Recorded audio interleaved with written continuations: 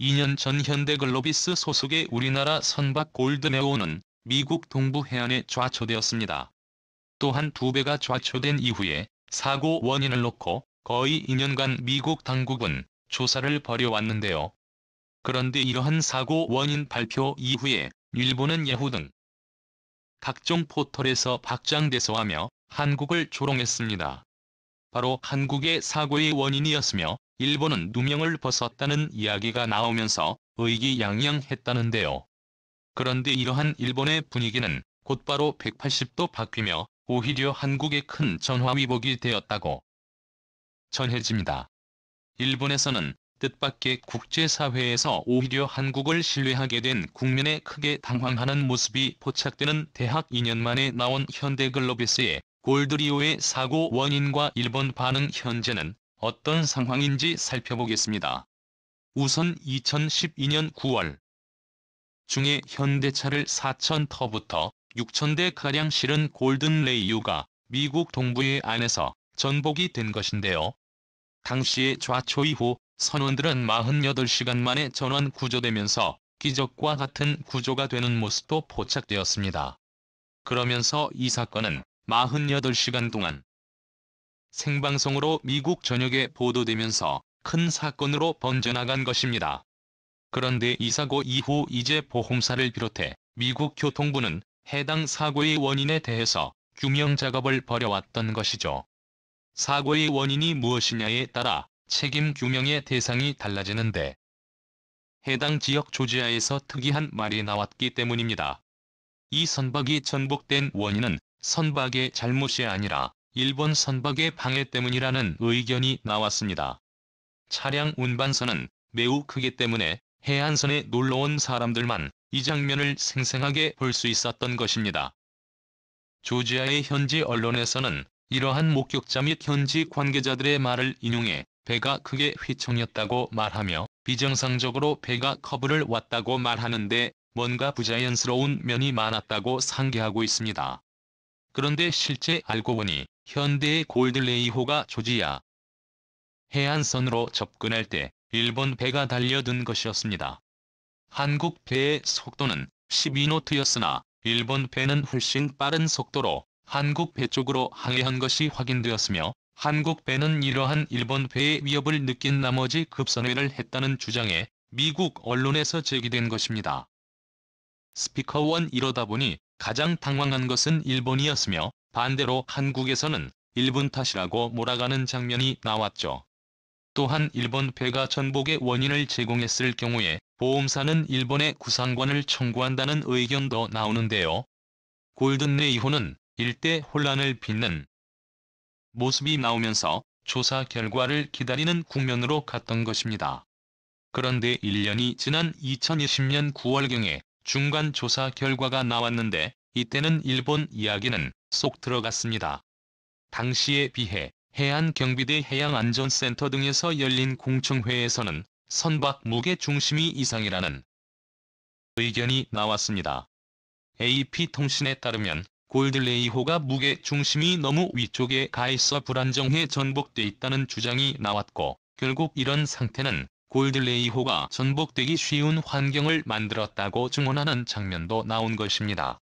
물론 이것은 중간 발표였지만 대부분의 선박 사고 원인 이외에 1년이면 거의 대략적으로 규명되기 때문에 일본에서는 이러한 발표가 나가자 역시 한국보다 나면서 일본 잘못은 아닐 수밖에 없다고 환호했습니다. 한국 배의 무게 중심이 이상이며 애초에 설계된 모든 일본과는 관련 없는 라고 반응한 것입니다. 실제 미국 관계자들도 일본 배가 빠르게 다가오긴 했지만 직접적 원인은 아닌 듯하다고 선을 그었습니다. 일본에서 특히 이것에 환호한 것은 다름 아닌 한국 배도 일본 배와 다를 게 없다는 점에서였습니다. 사실 지금까지 일본은 항에서 수많은 배들이 두동강 나서 침몰되어 스타일을 많이 고겼습니다. 거의 매년 사고가 일어났다 하면 유독 일본 배 아니면 중국 배였기 때문에 일본은 자존심에 큰 상처를 입었죠. 특히 선주들이 앞에서는 중국이나 일본이나 거기서 거기고 한국 배가 최고라는 말이 나올 때마다 일본은 안 그래도 한국의 조선업을 빼앗겼는데 중국과 동급이라는 소리를 들을 지경이라고 했습니다. 게다가 중국 매체에서는 그래도 우리는 변환 고장나서 자주 멈추긴 하지만 일본처럼 두동강은 안 난다면서 과연 일본 배에는 제대로 된 금속이 포함되는지 아니면 불순물이 섞인 철로 만드는지 궁금하다고 전했습니다. 실제 일본 배에서는 일본 제철에서 납품한 금속을 사용하고 이것이 문제가 된 것 같다는 의견도 파다했습니다. 이런 상황에 한국표의 하중분배 설계 문제로 인해 배가 좌초되었다는 중간 보고에 일본은 기뻐한 것입니다. AP통신은 이 조사는 거의 확정적이긴 하지만 조사관들이 1년을 더 조사해야 마무리될 걸로 보도했습니다. 그런데 실제 1년 뒤 발표된 조사에서는 좀 더 보완된 결과가 나오면서 사고 원인 조사가 마무리되었는데요. 앞서 다루었던 배의 하중 이상 문제는 맞지만 이것이 배의 설계 문제가 아닌 운영사의 실수로 밝혀진 것입니다. 해당 선박은 현대글로비스의 자회사가 운영하는 배로 애초에 평형수를 제대로 못 맞추었다는 것입니다. 평형수는 선박에 있어서 중요한 요소로 배가 좌초되지 않도록 적절하게 바닷물을 적재하는 것인데요. 이것을 한국 측에서 애초에 계산을 잘못했으며 선박의 1,500톤의 평형수를 쉽지 않은 것으로 밝혀진 것입니다. 오랜 조사 기간에 비해서 너무나 허무하게 한국 회사의 단순 실수였다는 것이 결과로 밝혀진 것입니다. 그런데 뜻밖의 이러한 결과가 나오면서 상황이 180도 바뀌는 장면이 등장하게 되는데요. 한국의 현대글로비스는 잭팟이 터졌고 글로벌 운송사로 큰 신뢰를 얻게 되는 양상이 펼쳐진 것입니다. 이것이 어떻게 된 상황이냐면 우선 일본에서는 최종 결과가 발표되자 지나 기뻐하는 모습이었습니다. 물론 배가 설계가 잘못되어 배 자체가 전복된 것에 일본으로서는 가장 바라는 시나리오였겠습니다만 미국 교통당국은 현대미포조선이 건조한 걸 드네요. 설계에는 전혀 문제가 없다고 못을 박았습니다. 이 배는 2011년에 건조된 최신 선박이었기 때문에 내심 일본에서는 선박 문제 제기를 받았던 것이었죠.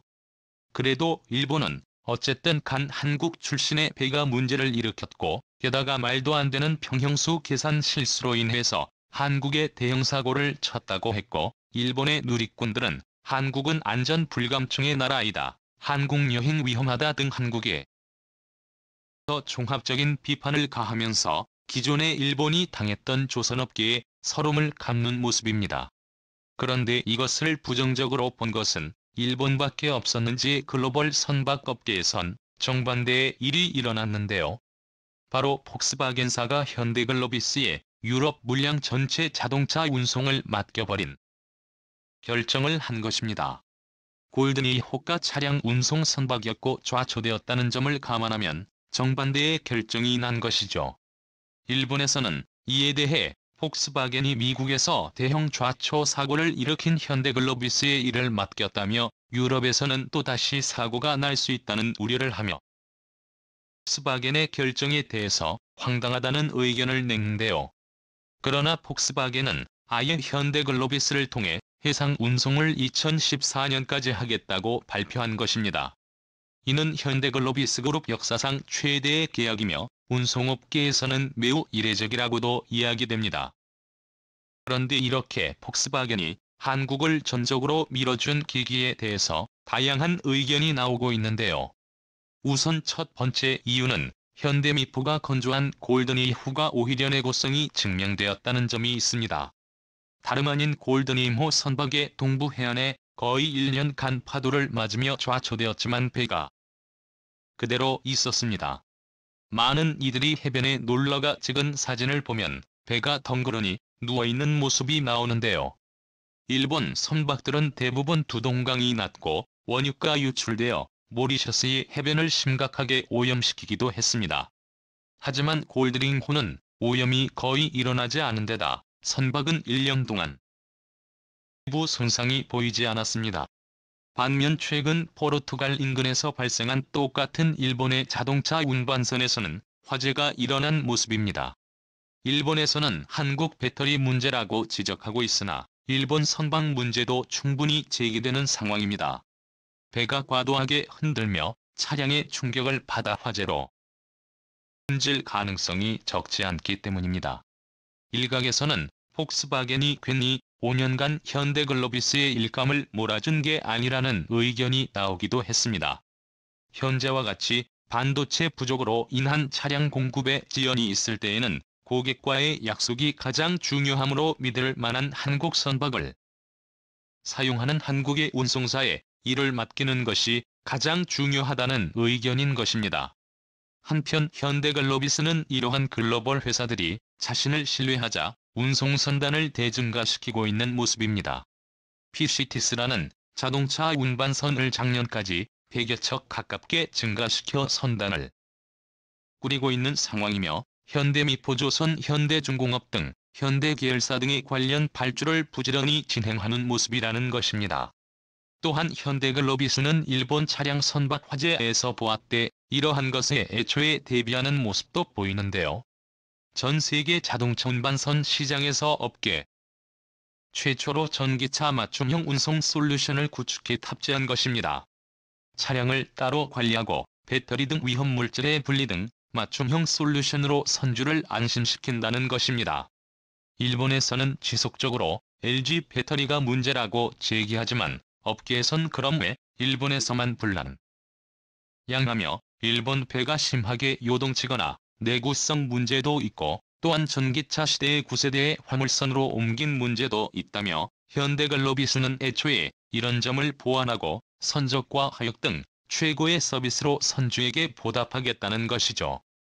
그러다 보니 일론 머스크의 테슬라도 전기차의 해상 운송의 중요성을 실감했는지 현대글로비스와 계약을 맺었습니다. 괜히 테슬라도 비싼 차 생산해놓고 일본 배나 중국 배에 탔다다가 바다 위에서 유명을 달리할 수 있기 때문인 것입니다. 이와 같이 한국은 전기차를 대량으로 이동시키는 자동차 운송에서도 인정을 받고 있는 모습입니다.